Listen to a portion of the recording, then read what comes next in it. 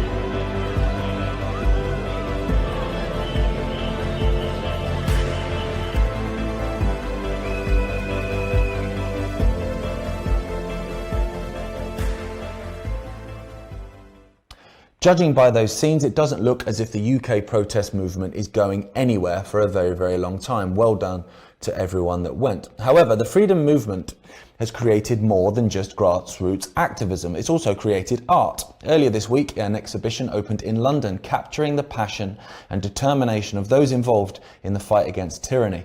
Gemma Cooper reports.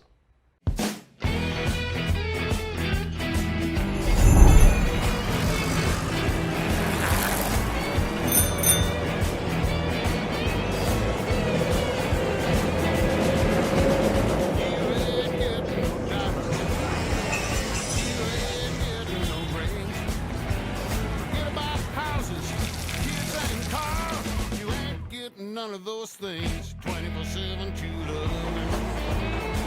That's all you get from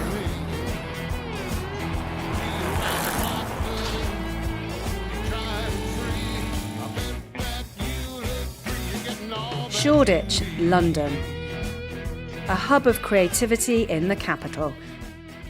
And tonight at this gallery, art meets activism. For the last year, photojournalist Kerry has been tirelessly documenting the UK freedom protests.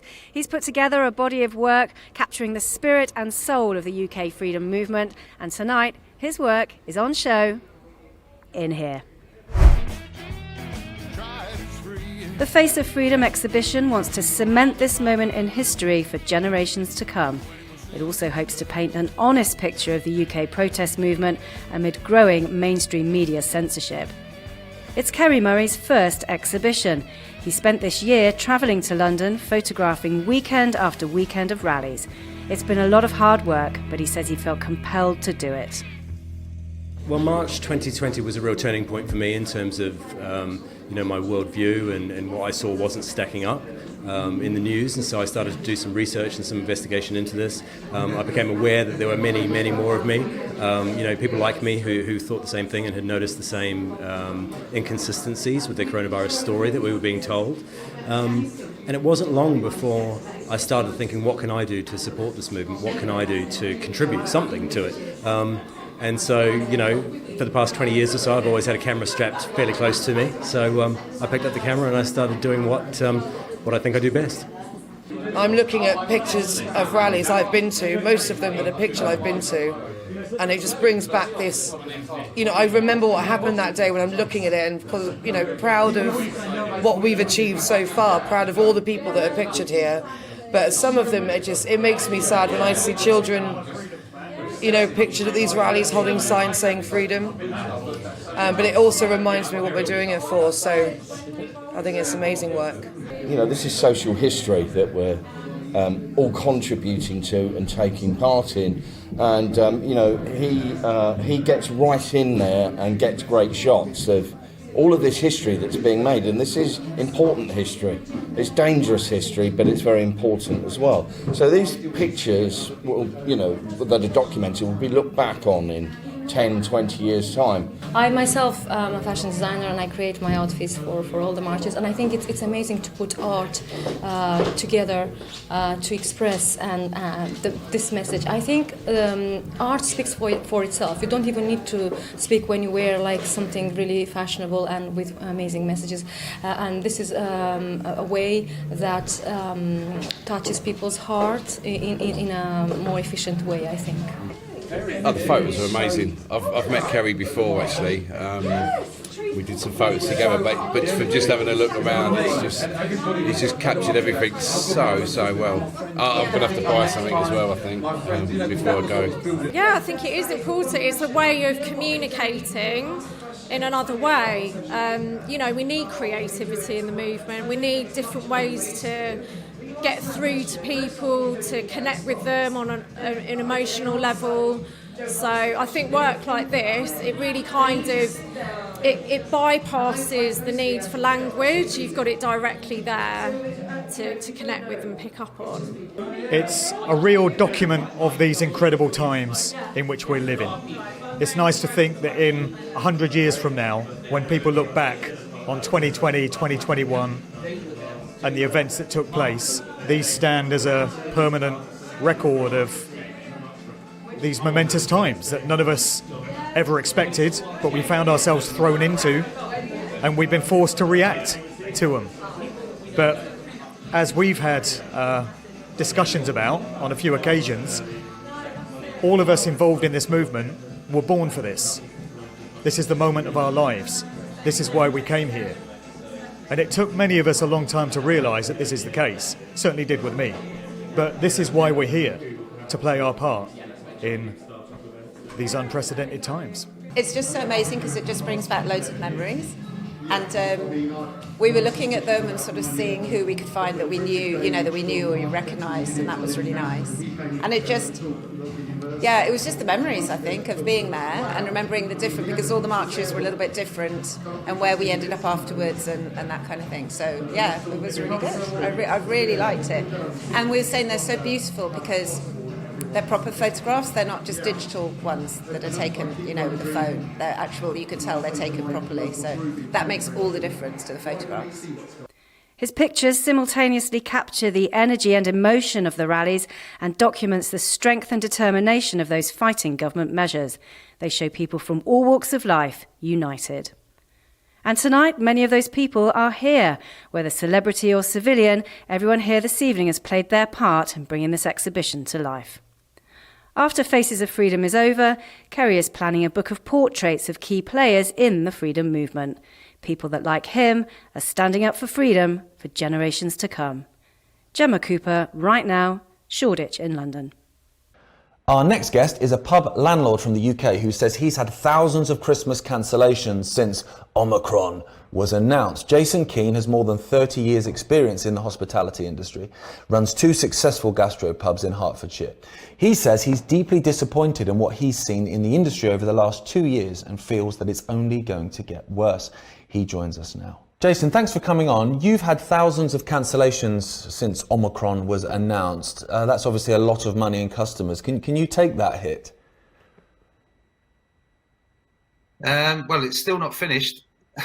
So at this moment in time, we're fairly fortunate that our business appears to be relatively robust. For as much as we've had that level of cancellations, it would appear that as we kind of lose one customer, one booking, another books, we look like we're going to get, well, depending on where we end up in the next few days, 4,000 cancellations for the month of December. We would normally look to serve 15,000 customers during that time, and it looks like it's going to be 11. So it's about 25% cancellations. Now, we have an established business, and we're very fortunate. We're in a leafy part of a well-heeled part of Hertfordshire, and we look at this moment in time like it's bad, but I know it's not as bad as others. I have friends who have pubs in London that are closed already. Jeez. 20 of Fuller's largest pubs in London closed last week, but they won't open this week. So that, if you think about that, without any announcements of any financial support or help, that's in some of those pubs, there'll be 50, 60 staff who all have families, some who will have mortgages, rent, who currently are not being paid or have no way of being paid. Insane. It is insane. And without an announcement in the next couple of days, we've had a reasonable weekend, but the next few days look very light in the diary. I've had chats with both the general managers in our pubs this morning, and we're looking very light on the ground today. We've not even written a rota for next week because it's pointless. We don't know what's coming. We've told people today, we've let team members know not to even bother coming into work. And if you think about this, Gareth, these are young people that, for some of them, it's their first job, and they need this money. They want to buy their nan a Christmas present. They need their tips. They want to save for a holiday that they want to go on, hopefully, at some point. And, it's from people that have got mortgages and young families to people that it's their first job. It impacts them all in terms of the way they're losing their income. And this going into what is supposed to be such a celebratory time of year with this black cloud, and that's ultimately what it is. It's very, very difficult for them. As a pub landlord, I mean, you talk to people from all walks of life, obviously every day. What are your customers saying? What's their feeling about what's going on? Are they cautious? Do they think it's government overreach? Yeah, I mean, it's interesting, isn't it? Because the people that you talk to in the pub have ultimately made the choice to come to the pub, and we're very thankful of that. But the people that I'm talking to, a lot of them are confused. They've had enough. They're not going to be told what to do. Don't get me wrong, lots of them have also taken it upon themselves to make their own rules, if you like. Like, nobody's mandated that masks are worn in pubs at the moment, but we've got lots of customers that are turning up wearing masks. And this is the confusion. You have to wear a mask in a shop. You don't have to wear it to come to the pub. So I think for lots of people, there's ultimately confusion. They feel like Christmas is being stripped away again. Everyone I've talked to feels like they're in some type of limbo. Yeah. And it's just a time of disenchantment, a time when we should be really looking forward to spending time with our friends and families, all asking the questions, should we be doing that? I've had 2 invites. I've had 2 invites myself to family and friends events where I'm being asked to take a lateral flow test before I go. Goodness me. This doesn't feel like Christmas. No, it's crazy, isn't it? But I know that's going on. I've got friends that say the same, that they're being asked to take tests to go back to see relatives and stuff. I mean, it's interesting you made the point in there where you were saying like the rules are confusing, that this is okay here, it's not okay there. Do you feel over the last couple of years that hospitality has been particularly targeted, and why do you feel that is? Well, firstly, I think the short answer is yes. Secondly, I think it's interesting. We're a very young and innovative industry, and when we saw some of this stuff going on, certainly as somebody that runs their own business, it's horrible not knowing how you're going to be able to control or operate. So what hospitality did really early doors, some significant operators in our sector started going, do you know what? We can do this. We can do this. We can put in screens. We can, and we almost started to make up rules before we were even told. So I think for some of us, we just waited and waited and waited for the advice. And then as an industry, some people just went ahead. Again, this was the confusion. I think in terms of where have we had it the worst, I think it's because we are so inextricably linked with the general public, with young people, with celebrations, with places where people let their hair down and maybe, if rules are set or, are they being stuck to? I think we have had it. I think it has been disproportionate for hospitality. And so many of us have taken this, have done everything. We've jumped through all the hoops. We've had all the signage, all the social distancing, taken tables out, developed, some of us have spent significant sums of money developing ventilated, outside, heated areas, emptied IKEA shelves of blankets to wrap around their customers, then have been laundered after every single use at no small expense, just to keep the business open and ticking over and provide that sense of community that every pub does. Where do you go for a chat? Where do you get to vent and just get some of that stuff off your chest? And the thought of the dreaded pubs, the dreaded thought that pubs may not be open for Christmas or just after, it's just a horrible thought again. I've just reviewed, I at times I've been known to write the odd poem or two. Just I find it a slightly better way of getting stuff off my chest rather than maybe a rant. And I just reviewed one that I wrote similar time last year, when we'd just been told that we weren't going to be open for Christmas. And you know what? It feels very similar. Other than this year, we've obviously not been told, but the impact of Whitty and Boris standing in a press conference on the 27th of November, saying what they said. I mean, it was literally, they might have well just said, well, just don't go to the pub. Because in reality, that's what happened. And it's just got progressively worse. And every day that every press conference or every news cycle, the mainstream media with Omicron this and rising case rates, and just gets, you can imagine on the shop floor at the sharp end, dealing with the customers, there's more and more the confidence that people had just being eroded slowly as they receive more of this information. Yeah, it feels very much like they're almost trying to make people. They don't want to be held accountable for locking people down, so they'll almost make people lock themselves down, which is certainly what appears to be happening. I mean, without a doubt, I've spoken to friends about this. It is, to all intents and purposes, it's lockdown by stealth. It's if you make people scared enough, why would they want to take the risk to come out? And they're very cleverly to say, do you really want to go out with your work colleagues, or do you want to see your nan? Oh yeah. The emotional blackmail is extraordinary. It must be frustrating for you as well, though, seeing that you, as you mentioned there, you've jumped through all these hoops, you've done everything you asked to do at expense, out of your own pocket, and then you see the politicians, who obviously all like a drink, having an absolute jolly. That must be so frustrating for you to watch that. Yeah, are we really surprised? I'm not surprised. No, I just think for you, it must just be like you taking the mick. It's very frustrating, and but I lost faith in the leadership in terms of the double standard some time ago, and I truly feel some of this stuff is it distracts us so much from the reality of the situation, and that is we're being asked to queue up for more injections that protect us or don't protect us. I get so confused. For boosters that are going to protect or not protect, I don't know. Who knows? When is it? When does this end? Those for me are the questions that the mainstream media should be asking. Not, oh, did you have cheese and wine in the garden on the 17th of May? I'm really not bothered. They could dress it up whatever they want. They created enough loopholes in the pub game that only 2 weeks ago you couldn't have an office party, but you could come to the pub.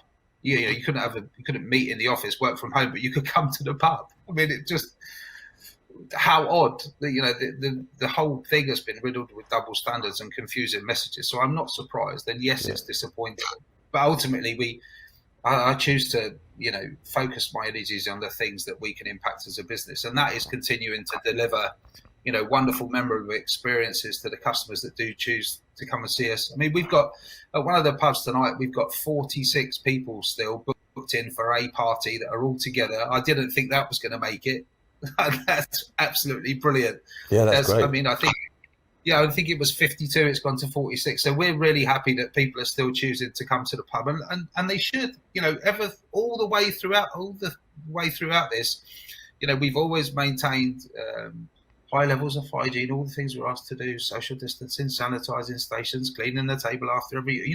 But we do so many of these things in hospitality anyway. We were already so regulated in terms of hygiene. Going to a pub in reality is a really safe space anytime, let alone with this nonsense going on. So, and lots of people know that, and that's ultimately why lots of people still choose to come to the pub. But if for pubs in London where businesses are there and they rely on people coming in for lunch and after work trade, they died last week. As soon as work from home came in, it's untenable, it's unrealistic to open a business like that. We're fairly fortunate. We're fairly fortunate where we are that we've still got lots of chimney pots around us, and we're an established, well-supported business. But yeah, we're still feeling it.